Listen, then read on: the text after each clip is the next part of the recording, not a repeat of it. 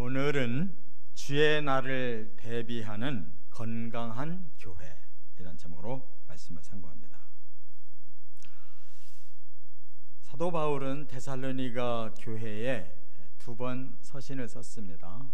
데살로니가 전서 그리고 후서. 특별히 이 후서의 말씀은 주의 날이라고 하는 걸 강조하고 있습니다. 그래서 예수님이 우리를 구원의 완성을 시키기 위해 다시 오시는데 그 주의 날을 우리가 잘 준비해서 맞이해야 된다는 것을 강조하다가, 지난 시간에는 예수님 오시기 직전에 가짜 그리스도, 적 그리스도가 올 거다, 여기까지 말씀을 나눴어요. 그러므로 이제 우리는 정말 예수님을 맞이할 수 있도록 진리의 말씀도 잘 알고 우리의 신앙 상태가 정상적이고 건강한 상태로 우리가 주님을 기다려야 된다는 겁니다. 그래서 이미 데살로니가 교회는 칭찬을 받은 교회였어요. 그래서 이 지금의 그리스 이 북부 지역에 있는데 남부까지를 합해서 통틀어서 제일 훌륭하다고 인정했던 교회입니다. 그런데 정말로 훌륭한 교회는 어떤 교회냐? 지금 바울은 주의 날을 모두 맞이하는 교회가 정말 건강하고 훌륭한 교회다, 그 말이에요. 우리 일산교회 공동체에 등록된 많은 성도들이 어느 날 예수님이 공중으로 재림하셨을 때 들림을 받아서 그 자리에 모두가 다 와야 우리 교회는 건강한 교회고 건강한 성도인 줄 믿습니다. 거기에서 보이지 않는다면 우리의 인생은 실패고 신앙생활은 거짓이었던 것을 증명할 수밖에 없습니다. 그래서 오늘 본문에 정말 데살로니가 교회가 건강한 교회가 되려면 이 세 가지를 힘써야 된다는 것을 오늘 본문에 말씀하고 있는데, 이것은 우리 일산교회도 똑같이, 우리 개개인의 신앙생활도 똑같이 이 세 가지의 초점을 맞춰야 예수님 오실 때 우리가 들림받고 거기에 우리가 함께 서게 될 것이다 라고 말씀했어요. 첫째로 13절 14절에 보면 구원의 복음을 전하는 교회가 되어야 된다, 이렇게 말씀합니다. 한번 13절 14절을 읽고 풀어보겠습니다. 주께서 사랑하시는 형제들아, 우리가 항상 너희에 관하여 마땅히 하나님께 감사할 것은 하나님이 처음부터 너희를 택하사 성령의 거룩하게 하심과 진리를 믿음으로 구원을 받게 하심이니, 이를 위하여 우리의 복음으로 너희를 부르사 우리 주 예수 그리스도의 영광을 얻게 하려 하심이니라. 이 두 절을 바울이 쭉 얘기했는데 사실 13절은 전부 하나님이 하신 일이고 14절의 상반절만 사도 바울과 실라와 디모데가 한 일이에요. 근데 복음은 자신들이 잠깐 데살로니가에서 전했을 뿐인데 하나님은 미리 다 작업을 해 놓으셔서 너무나 의외의 결과, 짧은 기간 복음전에서도 많은 훌륭한 신자가 생겼다, 그 말입니다. 그래서 지금 바울이 그것을 간단하게 요약해서 한 말인데, 좀 더 자세한 내용을 풀어본다면 사도행전으로 돌아가야 돼요. 사도행전 16장에 보면 2차 선교를 시작합니다. 바울과 실라와 디모데가 이제 합심해서 2차 선교를 출발하는데 그들의 계획은 1차 때 갔던 이 아시아 지역, 지금의 이 터키 지역을 한 바퀴 돌아오자, 이렇게 생각한 거예요. 그들의 비전은. 그런데 가다 보면 계속 성령이 막으시는 겁니다. 그리고 한쪽으로만 직진을 하도록 성령이 자꾸 유도해요. 그래서 결국은 바다 끝에까지 다다랐어요. 드로아라고 하는 바다에 바다까지 가고 나니까 이제는 환상을 주셔서 저 바다 건너편 사람들이 우리를 좀 와서 도와달라는 거예요. 거기가 바로 지금의 그리스 나라. 이 터키와 그리스는 바로 아시아의 끝이고 유럽의 시작이거든요. 그 해협을 건너오라는 거예요. 그래서 들어갔더니 첫 번째 만난 큰 성이 빌립보예요. 근데 이 성에서 복음을 전했으나 소수만 구원했고 루디아라고 하는 그 여인의 집에 개척을 했습니다. 그리고는 이제 더 내륙으로 조금 더 들어가니까 거기에 더 큰 성이 있는 거예요. 그게 바로 마게도냐의 수도로 있었던 데살로니가라는 곳이고, 지금도 데살로니가는 아주 큰 도시예요. 그리스에서 두 번째로 커요. 그런데 그 도시에 들어가서 바울이 3주 복음을 전했다고 그랬어요. 3주. 그런데 놀라운 결과가 일어났어요. 이 17장의 4절에 보니까 경건한 헬라인의 큰 무리와 적지 않은 귀부인이 믿었다, 이렇게 말씀했어요. 이 사람들이 어떻게 3주 설교 듣고 전도한 것 가지고 이렇게 많이 믿을까? 여기서 경건한 헬라인이라는 것은 거기에 그 본래 그 민족들을 말하는데, 데살로니가에서는 유대인들이 거기 살고 있었습니다. 그래서 회당이 있었어요. 이런 회당이. 근데 이 회당이 오랫동안 잘 정착을 해가지고 유대인만 모이는 게 아니라 그 헬라 본래 민족들 중에도 유대교를 믿는, 하나님 믿는 사람들이 많이 있었던 거예요. 바울이 그 회당에서 설교를 3주 했는데 3주 만에 많은 경건한 믿음을 가진 헬라 사람들, 그리고 헬라의 기부인들이 바울이 전하는 예수를 믿게 된 거라, 그 말이에요. 그러니까 거기서 어떤 역사가 일어났냐면, 사도 바울을 많은 사람들이 따르게 되지 않습니까? 그랬더니 본래 그 회당을 주도하고 있는 유대인들, 극보수 유대인들은 저 바울이 가짜다, 잘못됐다 라고 이제 오히려 데모를 하고 막 선동을 일으켜가지고 바울이 거기서 쫓겨났잖아요. 그런데도 불구하고 여기에서 말하는 그 경건한 헬라인들, 또 귀부인들이 바울이 없는데도 불구하고 본래 신앙이 있었던 사람들이었기 때문에, 구약 성경 가지고 있던 사람들이기 때문에 거기에 또 남아있는 이런 디모데를 통해서 계속 말씀을 배워가지고 바울이 나중에 소식을 들으니까 훌륭한 신앙생활을 하고 있다는 거예요. 그래서 전서를 보냈고 또 후서를 보낸 겁니다. 그런데 지금 바울이 또 여기서 강조하고 있는 건 뭐냐? 당신들이 지금까지 훌륭한 신앙생활을 해왔지만 중요한 거는 구원의 복음이 계속 전도가 돼야 된다는 거예요. 바울이 없다고 어려움, 박해를 받는다고 해서 구원시키는 복음이 중단되면 그건 교회가 아니라는 거예요. 여러분, 우리 교회가 60년이 넘어서 이 정도면 충분히 신자들도 다 이 동네 사람들 다 믿게 했고 우리 할 일 다 했다고 구원시키는 일이 끝난다면 우리 교회는 교회가 아니라는 뜻이에요. 그렇기 때문에 지금 바울이 간절히 부탁하는 것은 그 구원 복음의 전도 원리가 다시 한번 상기해야 될 필요가 있다는 거예요. 그래서 지금 13절 14절 말했는데 14절 상반절에 뭐라고 말했냐면, 너희를 위해 우리가 너희를 불렀다. 이 말은 우리가 데살로니가에 들어가서 3주 동안 전도했었지 않냐, 그 말이에요.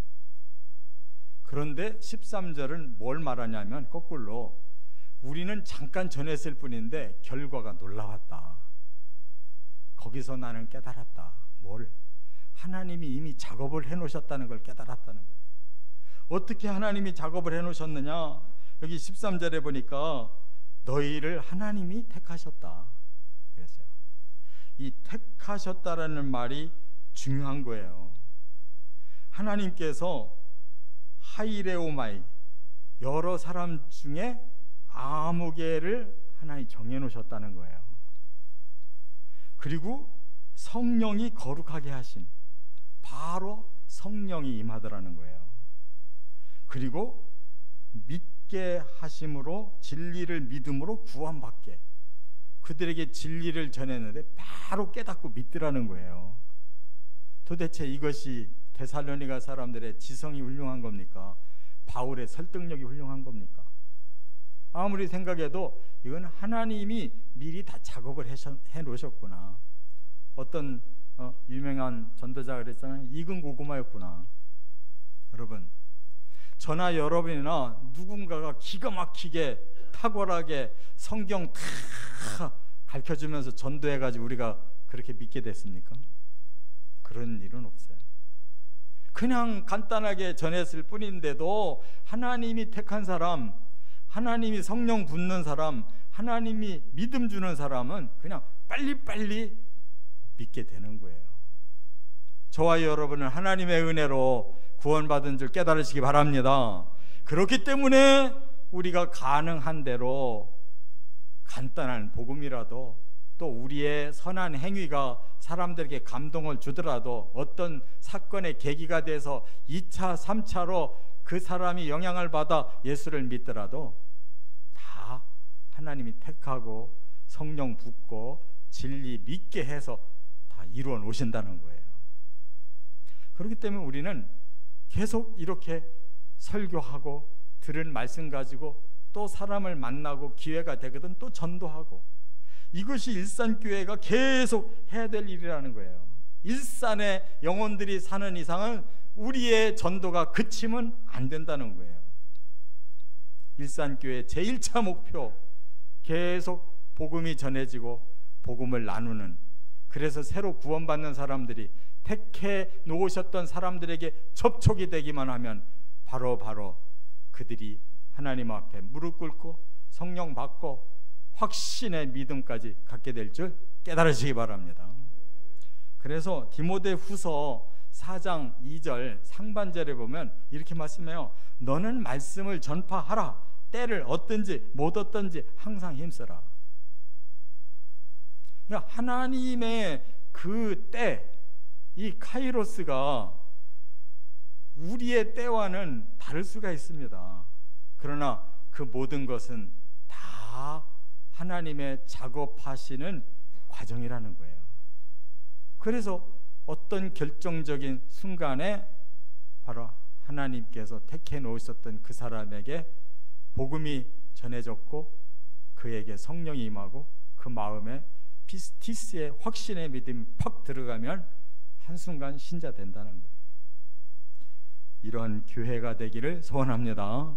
그래서 우리는 꾸준하게 예수 믿는 신자를 만들었다가 예수님이 오시는 날 먼저 죽은 성도들이 부활하고 살아있는 우리 성도들도 다 이끌려 올라가서 돌아보니까 수없이 일산교회 출신이 많이 있더라. 그러면 우리 교회는 건강한 교회인 거예요.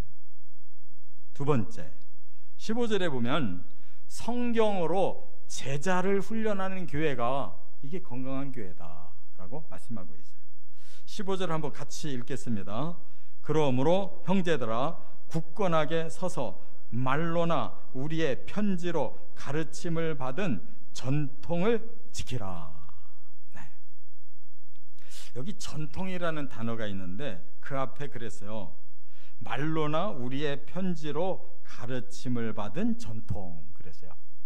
그럼 그 당시에는 복음이 어떻게 전해졌느냐?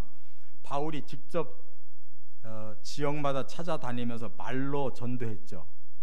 그 전도의 내용이 복음이에요. 그리고 또 바울이 멀리 있을 때는 서신을 써서 보냈죠. 서신의 내용이 복음이었어요. 그것이 뭔가 사람들에게 이제 복음이라고 하는 이런 핵심의 내용이 다 전파됐는데 그걸 보고 전통이라고 그러는 거예요. 우리는 전통하면은 오랜 역사가 있고 또 그 교회 나름의 뭔가 특징이 있고 또 뭔가가 아주 사람들이 뭐 우러러보는 뭐 대단한 것이 있다고 생각하기가 쉬워요. 성경에서의 전통은 사람이 만들어 놓은 역사나 어떤 위대한 과업이나 뭐 특징 이런 게 전통이 아니에요. 바울이 말로 전하고 서신으로 전했던 그 모든 내용, 체계적으로 만들어져 있는 복음 자체가 전통이라는 뜻이에요. 우리 일산교회를 아무리 뜯어봐도 이런 것도 훌륭하고 저런 것도 훌륭하고 이 교회가 대단하다.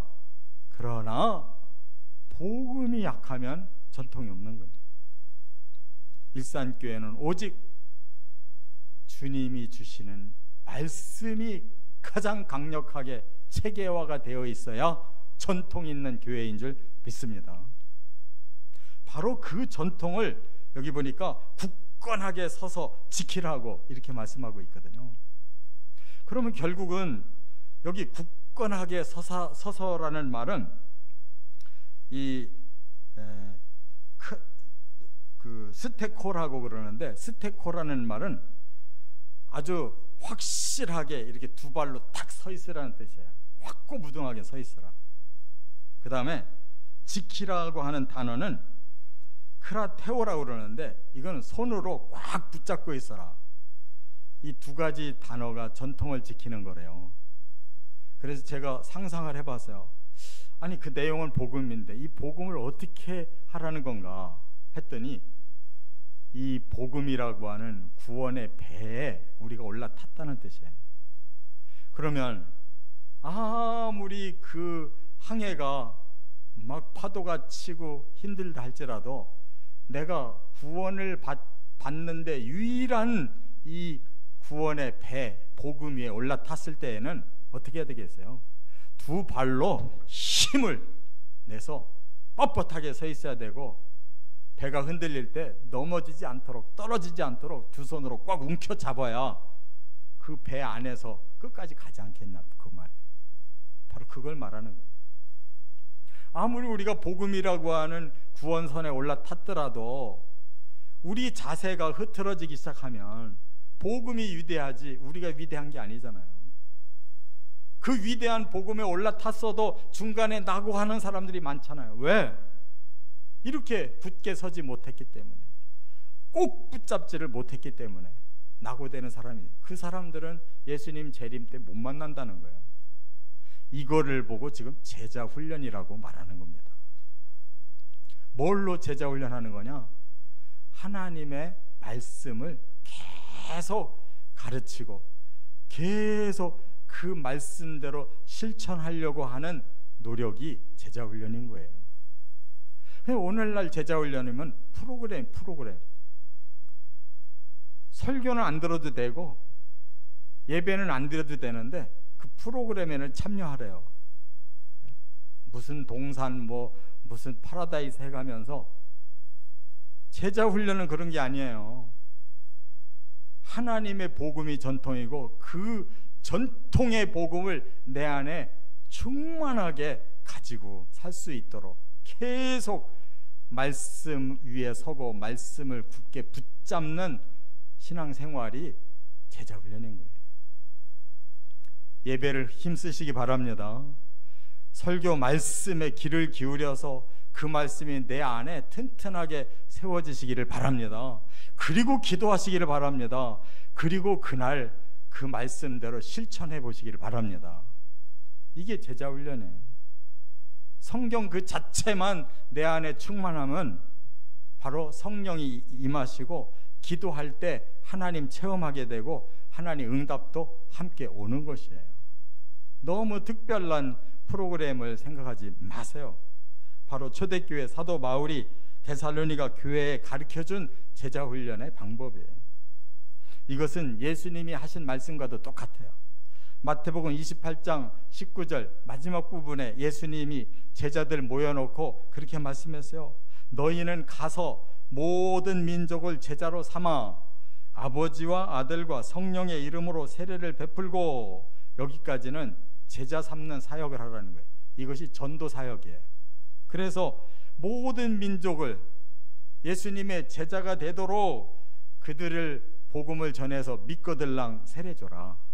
이게 제자를 삼는 전도 사역이에요. 그 다음에 두 번째 사역은 제자 훈련하는 사역을 말씀한 거예요. 내가 너희에게 분부한 모든 것을 가르쳐 지키게 하라 그랬어요. 이미 예수의 제자가 됐거든, 믿는 성도가 됐거든, 그 다음에 계속 예수님이 분부한 말씀, 이 성경을 가지고 계속 가르치래요. 그래서 결국 지켜야 된다는 거예요. 거기에 확고부동하게 서야 되고 그 복음을 꼭 붙잡을 수 있도록 만들어 놔야 된다는 거예요. 이것도 예수님이 말씀하신 제자훈련이라는 걸 꼭 깨달으시 바랍니다. 지금 사도 바울이 얘기하는 거나 일맥상통한 거예요. 그래서 교회는 계속 제자 삼는 사역, 계속 제자 훈련하는 사역이 끊임없이 일어나야 되는데 바로 예배를 통해 이루어지는 거예요. 우리가 전도해서 데리고 온 사람이 이 자리에서 말씀 듣고 예수 믿게 되고, 또 이미 믿은 우리들은 계속 하나님의 말씀을 듣는 가운데 우리가 점점 성숙해지는 신자로 바뀌어가는 거예요. 할렐루야. 그래서 제가 첫 번째 구원의 복음을 전하는 교회가 돼야 된다는 말씀 뒤에 디모데전서 4장 2절 상반절을 얘기했잖아요.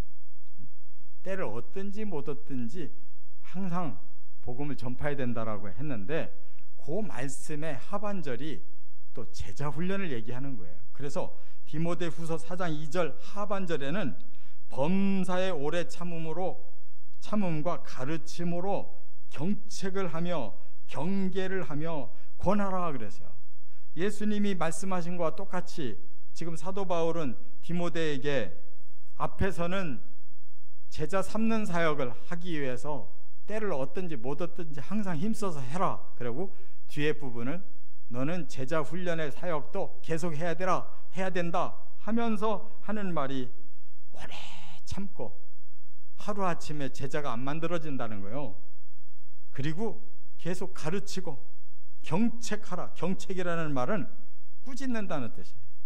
때로 말씀대로 따르지 않거든 책망도 해야 되고, 그 다음에 경계도 해라.